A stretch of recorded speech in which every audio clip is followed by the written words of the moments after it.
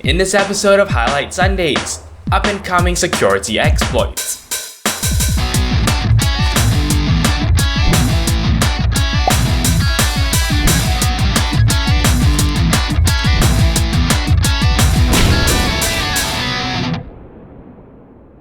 Hello and welcome back to Highlight Sundays. It is the 31st week of 2014 and here are your highlights. Now before I begin, I do want to say this is the second time I'm doing this video because the last time I spoke to a camera that was dead for about 10 minutes. Let us start off with our PSA of the week. This one comes from Mashable and is entitled "The Fingerprinting Tracking Tool That Is Virtually Impossible to Block." One of the more prized things on the internet is anonymity. A lot of the time you don't want to be personally identifiable, and that is just to protect your own privacy. However, there are many parties out there who actually want you to be identifiable, in particular people like advertisers, who will be able to actually show you targeted ads.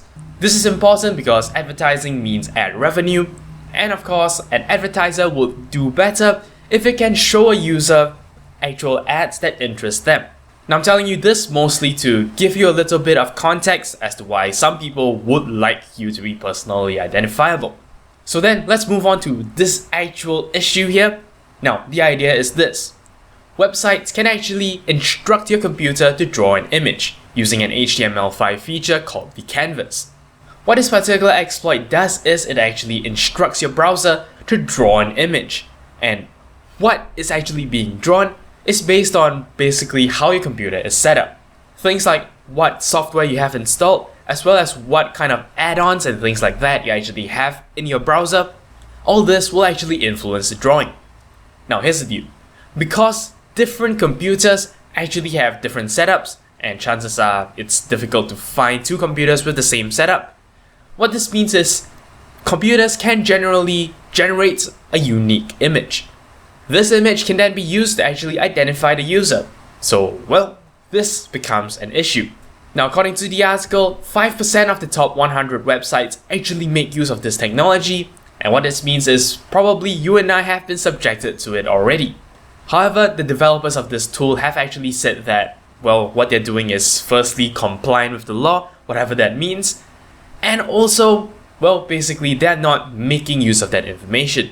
They're not using the information to target ads, they're not doing anything that could possibly compromise your privacy. And so they feel that, well, they're still doing the right thing. Is there anything we can do about this? No, not really, because websites do legitimately use the canvas feature to, well, display stuff on screen. So what this means is you cannot just block canvases across the board. As of right now, I guess it isn't too huge of a concern just yet, because, well, at least they're not using the information. Alright, let us move on to our next exploit. This one comes from Ars Technica and is entitled "This Thumbdrive Hacks Computers. BadUSB Exploit Makes Devices Turn Evil." Now this one is innovative. Thankfully it was actually shown at a conference, and what this means is hopefully it's not out there in the wild just yet. But basically here's how it works.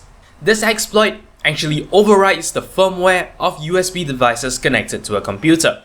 Now when I say USB devices, of course I include everything from flash drives to keyboards. And of course, for all these applications, the firmware does play a significant role. The firmware needs to be there to facilitate the communications between the device and your computer itself. And when this firmware gets overwritten, basically your USB device gets hijacked. One example of this is, let's say you have a webcam and its firmware gets modified by this particular exploit. One of the things that can be done is that your webcam will still function normally, but now it also identifies itself as a USB keyboard. What this means is, basically now your webcam is capable of actually typing things anywhere, because of course it can send in keystrokes like a keyboard does. This can then be used to actually inject malicious code or take over your computer. What's particularly scary about this exploit is the fact that this is at the firmware level. And what this means is it makes it difficult to detect because you're going to need some specialized tool to see that the firmware has changed. And it is also difficult to fix because even if you infected a flash drive, well, formatting it, wiping it out entirely, is not going to help anything because, well, the issue is on the firmware level, not in the storage of the drive itself. Well, thankfully, like I said, this isn't out in the wild just yet. So yeah, hopefully in the next couple of months, some kind of fix can be found to this exploit. Alright, let us change gears to look at something a little bit different. This one comes from Gizmodo and is entitled, "Good news, sitting won't kill you after all." Now, here's the deal. A lot of the times we actually hear that, well, if you're at a desk job and you're sitting at a desk all day, well, that's not good for you. And there are a plethora of reasons and a plethora of studies showing you why.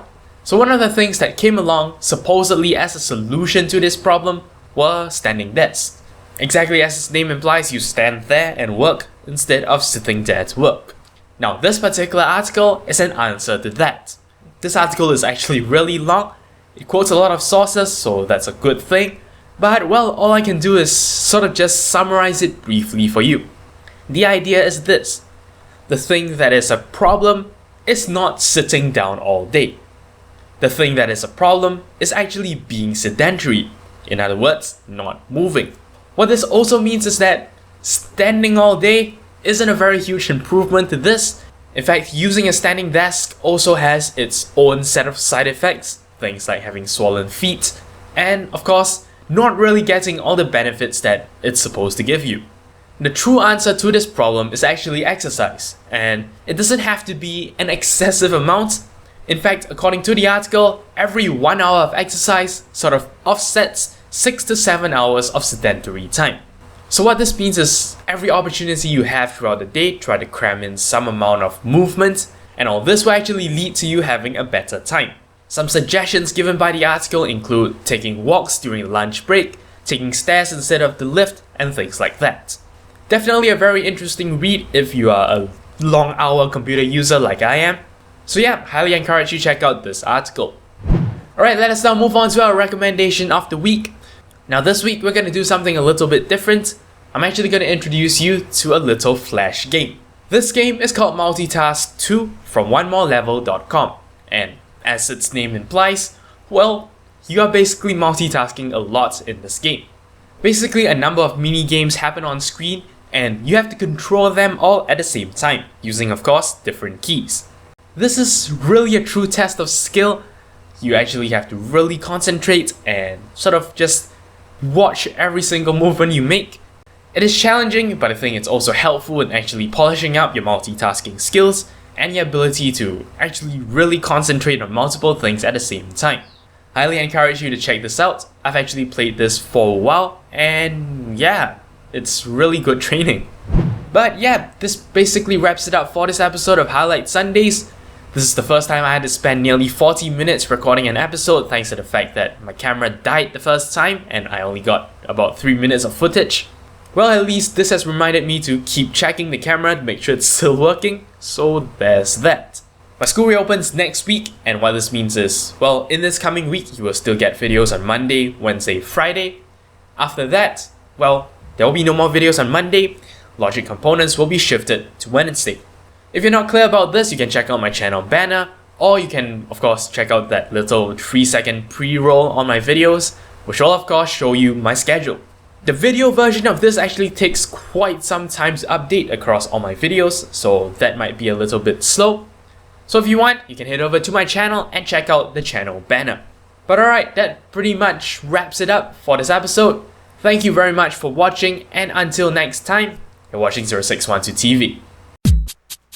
Hello, thanks so much for watching. I hope you enjoyed this video, and if you did, remember that I appreciate every like, favorite, and comment you give me. If you'd like to see more from me in the future, don't forget to subscribe to this channel.